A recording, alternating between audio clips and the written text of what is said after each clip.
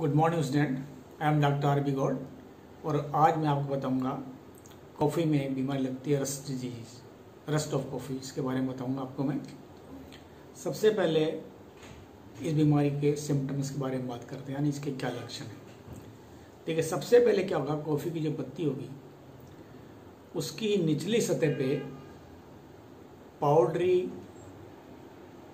धब्बे नजर आएंगे आपको, और धब्बों का साइज जो शुरुआती अवस्था में होगा वो 2 से 3 mm होगा, जो कि बढ़कर करीब करीब 15 mm तक पहुंच सकते हैं। ठीक है, और ये धब्बे जो होंगे वो पीले नारंगी रंग के होंगे धब्बे।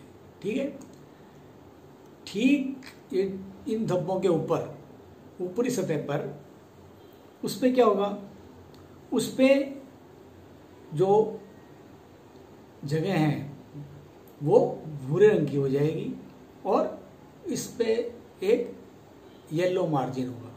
ठीक है, उस भूरे धब्बे का जो घेरा होगा वो पीले रंग का होगा। ठीक है, धीरे धीरे ये धब्बे आपस में मिलने लगते हैं और पत्ती जो है वो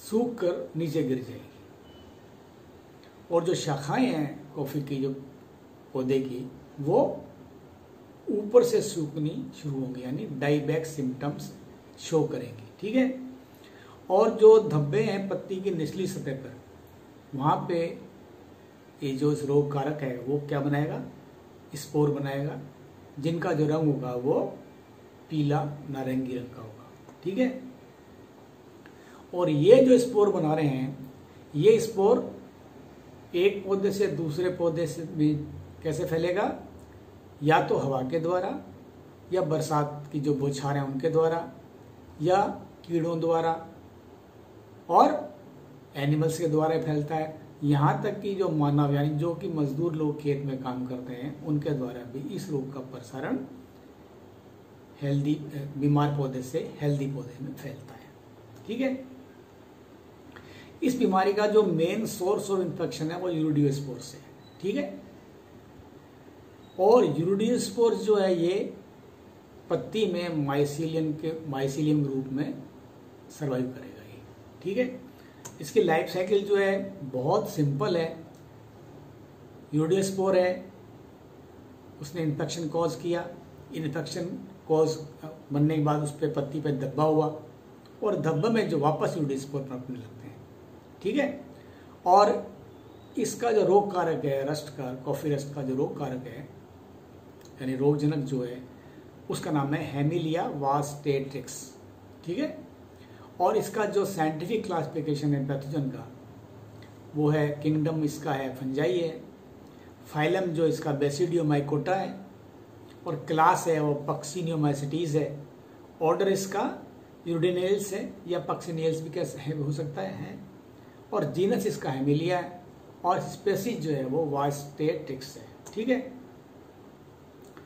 अब इसकी जो बात करते हैं कि ये फंगस जो है थ्रू आउट ईयर सर्वाइव करता है क्लाइमेटिक कंडीशन के अनुसार, लेकिन इसका जो पीक पीरियड है बीमारी का वो ज़्यादातर अगस्त से नवंबर के बीच में होगा। ठीक है, और मई और नवंबर के बीच में अगर मौसम नम है, हवा चल रही है, और धूप और बादल ये अल्टरनेट आ रहे हैं, यानी कभी धूप आ रही है कभी बादल आ रहे हैं, कभी धूप आ रही है कभी बादल आ रहे हैं, तो इस रोग का प्रकोप उस महीने में होगा। कब, मई से नवंबर के बीच में। और ड्राई वेदर में क्या होगा, तो दिसंबर से मार्च के बीच में, उसके अंदर क्या होगा, अगर बरसात आ जाती है तो इस रोग का प्रकोप फिर शुरू हो जाएगा। ठीक है, और इसी तरह मानसून के अंदर में क्या होगा, इसका जो अगर ओवरहेड शेडिंग है उस पर क्रॉप पे, ठीक है, तो इस रोग का प्रकोप वापस होने ज़्यादा होगा, या इसका रोग की जो इन्फेक्शन है वो वापस शुरू हो जाएगा। अब इसके बात करते हैं इस रोग का मैनेजमेंट कैसे होता करें अपन। देखिए, मैनेजमेंट में इसका जो मेन जो इसका जो लीड फंक्शन है वो है क्वारंटाइन, यानी आपको बीमार ऐसे कॉफ़ी के बीज को जिसमें की बीमारी है उसको एक देश से दूसरे देश या एक राज्य से दूसरे राज्य या एक शहर से दूसरे शहर में लाने के लिए क्वारंटाइन का पालन करना पड़ेगा, यानी प्रूव करना पड़ेगा कि जो बीज आप ले जा रहे हैं उसमें बीमारी नहीं है ये, और सीड को क्वारंटाइन करके ही वो सीड जो है वो दूसरे स्थान पे जाएगा। तो पहला तो इसमें ये है। दूसरा ये है, इसमें कल्चरल कंट्रोल बहुत इंपॉर्टेंट रोल प्ले करता है।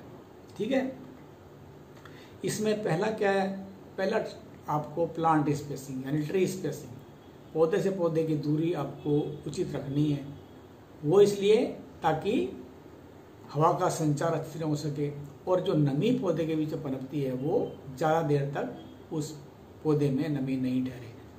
अगर नमी ठहरती है तो फंगस का डेवलपमेंट होगा और स्पोर वहाँ पे प्रोड्यूस होने शुरू हो जाएंगे। ठीक है, फिर न्यूट्रिशन का ध्यान रखना है, यानी आपको जो हाई यील्डिंग वैरायटी कॉफ़ी की लगा रहे हैं तो उसके अंदर आप हाई यील्डिंग वैरायटी की जो सिफारिश की गई खाद की मात्रा है वो ज़रूर दें आप।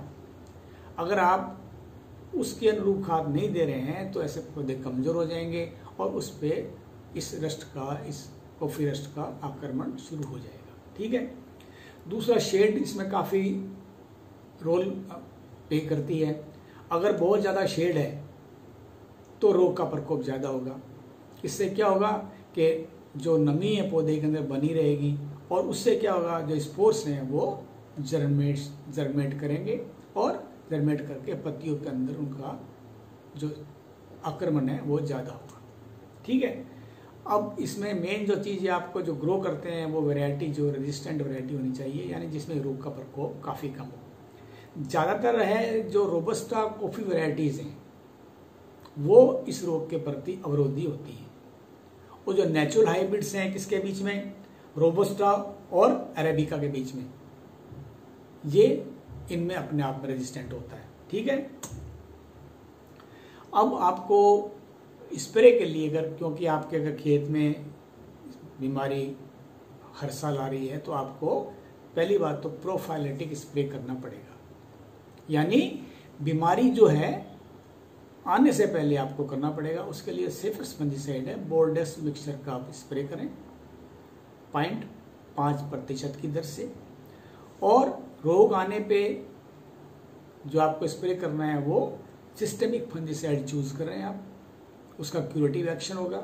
उसके लिए जो है बेलेटोन है, ट्राइडिमिफोन जिसे बोलते हैं, इसका केमिकल नेम है, इसका स्प्रे कर सकते हैं आप। उसकी मात्रा जो आपको 0.02 रखनी पड़ेगी, यानी कॉफ़ी क्योंकि ऐसे पदार्थ है जो कि आपको खाने में पीने काम लेनी है, तो इसकी जो केमिकल की मात्रा है वो आपको कम डालनी पड़ेगी, जो कि एज कम्पेयर टू दूसरी फसल की। ठीक है, तो ये कॉफ़ी का जो मेन बीमारी थी रस्ट, इसके बारे में हुआ। ठीक।